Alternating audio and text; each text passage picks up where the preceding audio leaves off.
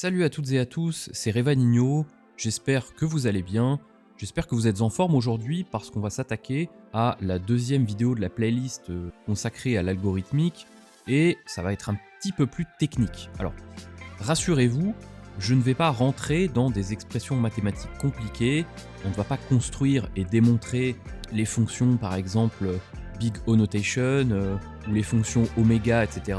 On va pas faire ça, ça serait beaucoup trop technique et on va pas en avoir l'utilité parce que finalement nous ce qu'on veut c'est comprendre ce que sont ces fonctions, mais ce qui nous intéresse surtout c'est leur usage final. C'est qu'est-ce que ça dit sur un algorithme, quel est le meilleur algorithme, la meilleure fonction finalement qui permet bien de traiter une structure ou une autre en fonction de son efficacité et de son adéquation avec les éléments qu'on manipule.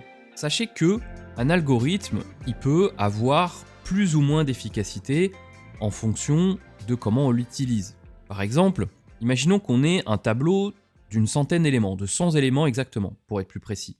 Et imaginons également qu'on cherche un numéro précis, un élément précis de ce tableau, de cette liste. Eh bien, notre approche naïve consisterait à chercher élément par élément jusqu'à tomber sur le bon.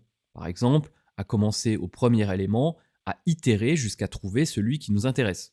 Bon, naïvement, cette approche, elle est parfaitement légitime, elle fonctionne évidemment, mais sur un tableau de 100 éléments, chercher notre élément en itérant un élément après l'autre, c'est pas forcément ce qui va aller le plus vite et c'est pas forcément ce qui va être le plus efficace. Et dans ce cas de figure, lorsqu'on cherche itérativement comme ça un élément dans une liste ou un tableau, eh bien on est dans le cas de figure ici d'un algorithme à vitesse n. Alors attention, vitesse n, c'est un abus de langage que je fais, c'est vraiment pour introduire la notion de rapidité ou d'efficacité d'un algorithme.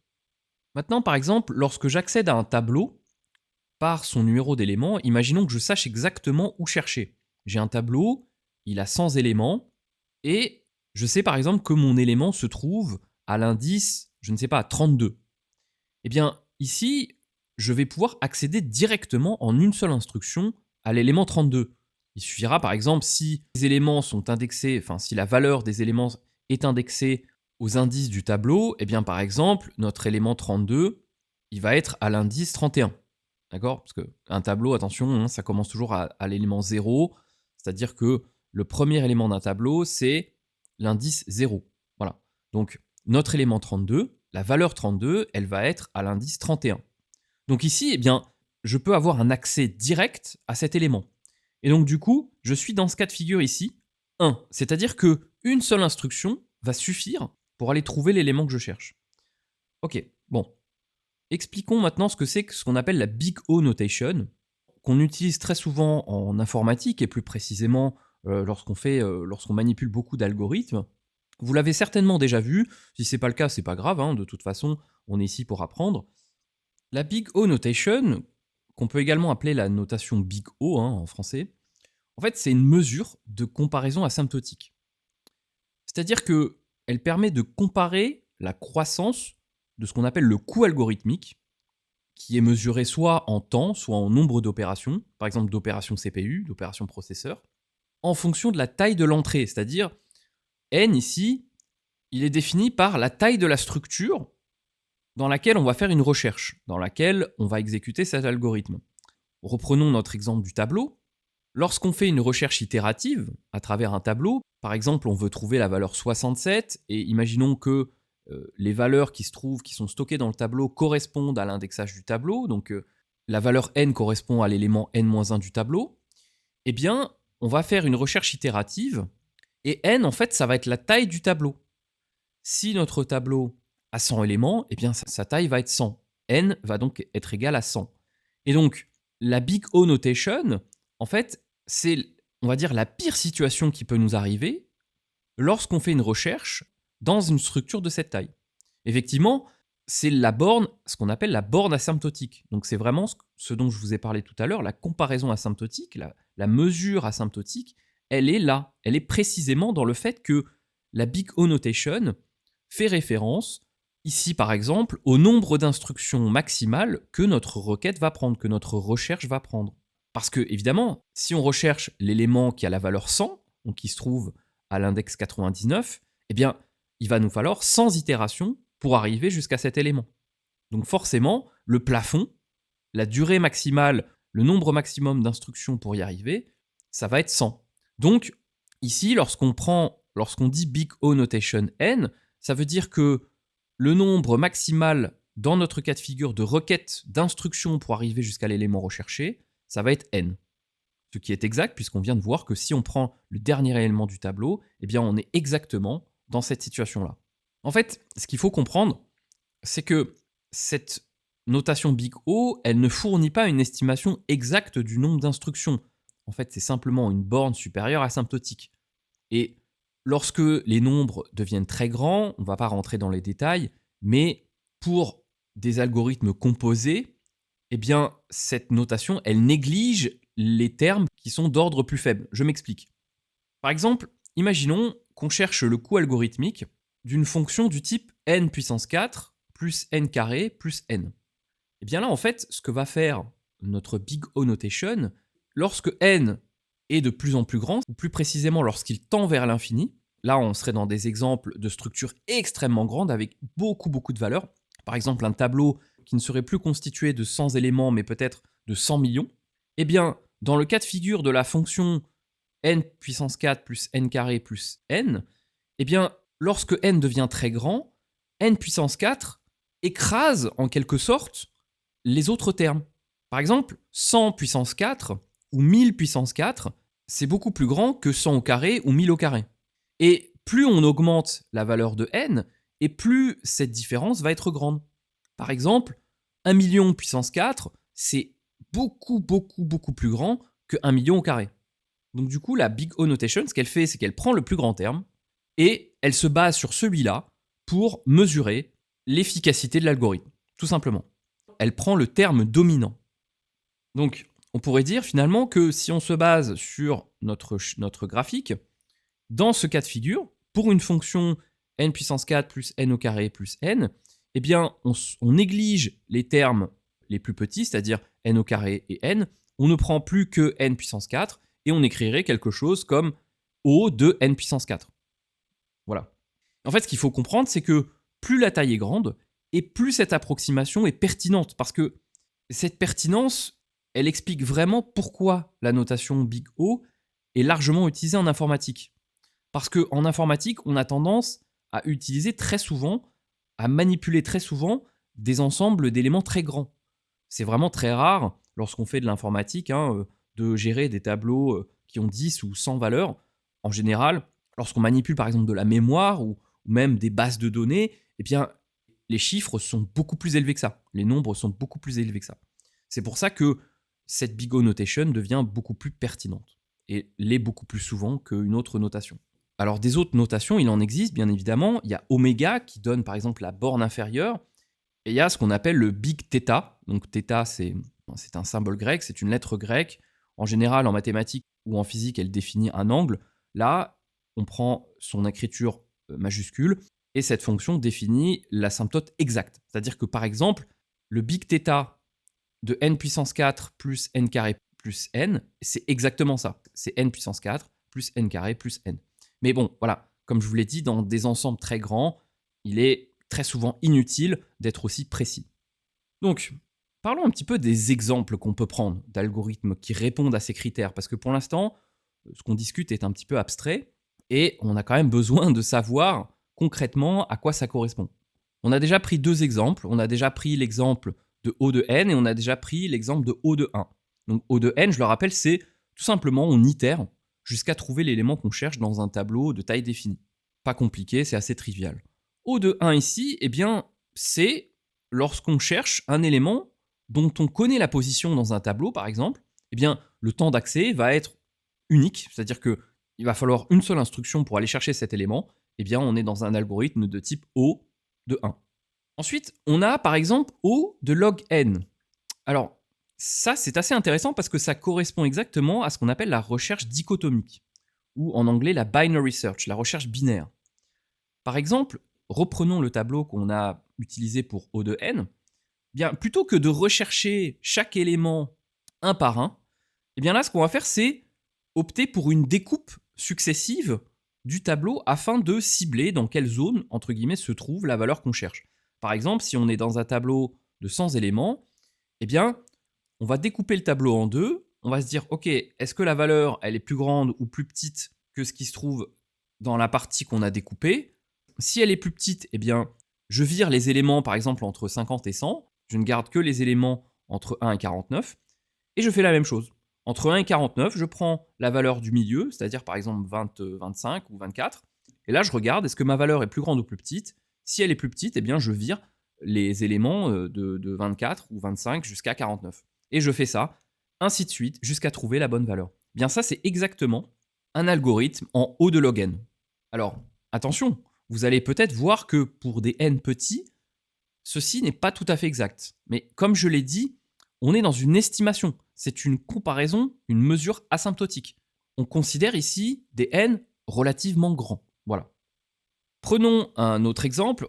On ne va pas tous les prendre. On va peut-être prendre O de n log n, qui est très important en algorithmie, et O de n carré. Vous allez voir, vous allez comprendre tout de suite à quoi ça correspond également celui-ci. O de n log n, qu'est-ce que c'est? O de n log n, eh bien, en fait, c'est ce qu'on appelle une recherche linéarythmique. En fait, c'est un petit peu un mélange entre O de n et O de log n. Dans le sens où, eh bien là, par exemple, on va avoir plusieurs tableaux, et dans chaque tableau, eh bien, on va appliquer la méthode dichotomique. Le problème, c'est que là, dans ce genre de situation, on pourrait prendre l'exemple de plusieurs tableaux qui n'ont pas forcément de relation les uns avec les autres. Par exemple, je ne peux pas scinder deux tableaux et les diviser pour faire ma recherche dichotomique.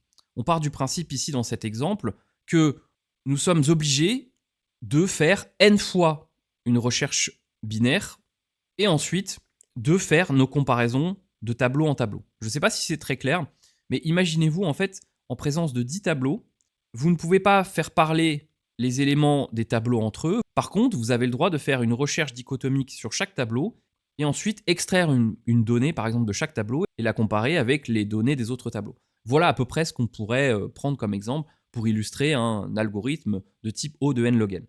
Ensuite, et on va s'arrêter là pour les exemples, après je vous montrerai des exemples vraiment plus concrets.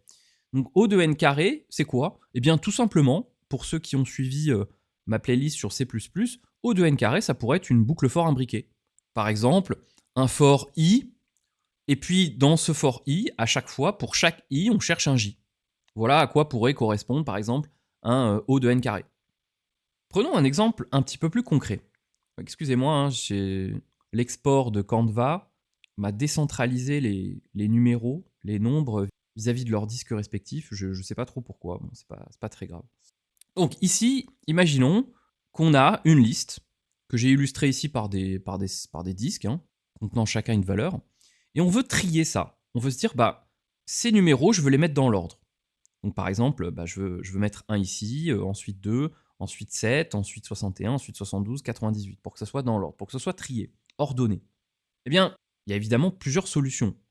La première, c'est de prendre chaque valeur, de la comparer avec toutes les autres, et à chaque fois que je trouve une valeur plus petite, je la mets à la place de ma valeur. Puis, je prends la deuxième valeur, le deuxième numéro, je fais la même chose, je le teste avec les autres. Bon, étant donné que j'ai déjà testé avec le 1, je ne vais pas le refaire, donc je passe au 3. Ensuite, je compare avec le 4, puis je compare avec le 5, puis avec le 6. Et là, pareil, même chose que pour l'occurrence précédente, si je trouve une valeur plus petite, eh bien, je la mets à la place de celui-là. Je fais la même chose pour le 3. Bon, bah le 3, j'ai pas besoin de le comparer avec ni le 1 ni le 2, puisque je l'ai déjà fait, donc je le compare avec les 3 derniers. Et ainsi de suite. Et en fait, ici, on est dans une situation qui peut s'exprimer mathématiquement, alors vous pouvez vérifier, hein. En fait, c'est n fois n-1 sur 2. Et vous verrez que le nombre maximum de permutations, c'est-à-dire le nombre maximum d'instructions que ma machine va devoir faire si je lui demande de faire un tri de cette manière, eh bien, le nombre maximum d'opérations, ça va être 15. Je n'ai pas besoin de plus que 15 opérations pour faire le tri. Je pourrais le faire en moins d'occurrences, moins d'itérations, parce que par exemple, un esprit humain verrait tout de suite que, eh bien là, le 2, il est déjà à sa place, donc j'ai pas besoin de le tester. Ici, je vois tout de suite que le 8, on peut le permuter avec le 7, etc. Donc évidemment, on peut le faire en moins d'itérations que les itérations maximum de ce genre d'algorithme dans ce genre de structure. Mais voilà, je le rappelle que c'est une donnée asymptotique, c'est-à-dire voici le nombre maximum d'itérations que je vais devoir effectuer pour trier une liste de ce genre-là. Maintenant, prenons l'exemple de l'algorithme le plus efficace pour trier une liste de ce genre. Là, vous voyez, en fait, chaque ligne constitue une étape algorithmique de classement. Ce type d'algorithme, c'est ce qu'on pourrait appeler un algorithme de type O n log n. On en a parlé tout à l'heure, et ici, on a l'exemple parfait, dans le sens où on fait le tri dans un même tableau, mais on est obligé de le faire plusieurs fois.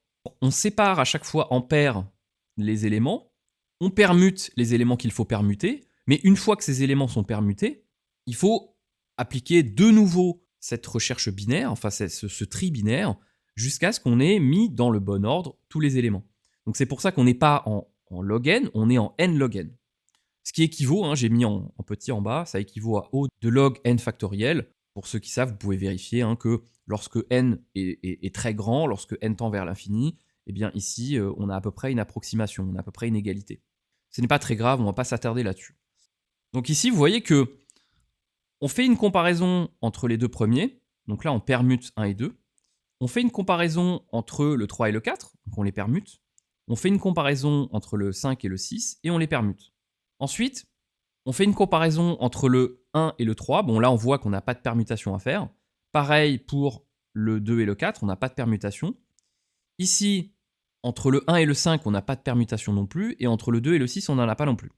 En revanche, lorsqu'on compare le 3 et le 5, on a une permutation. Et lorsqu'on compare le 4 et le 5, on a également une permutation. En fait, cet exemple-là, c'est le pire exemple qu'on pourrait prendre dans ce genre de situation. Là, vous allez me dire, il y a 3 étapes dont on aurait pu se passer. On aurait pu se passer de celle-ci, de celle-ci et de celle-ci. Mais cette stratégie, entre guillemets, algorithmique, c'est une stratégie dont on est certain qu'elle fonctionne, quelles que soient les valeurs qui sont dispatchées dans nos numéros.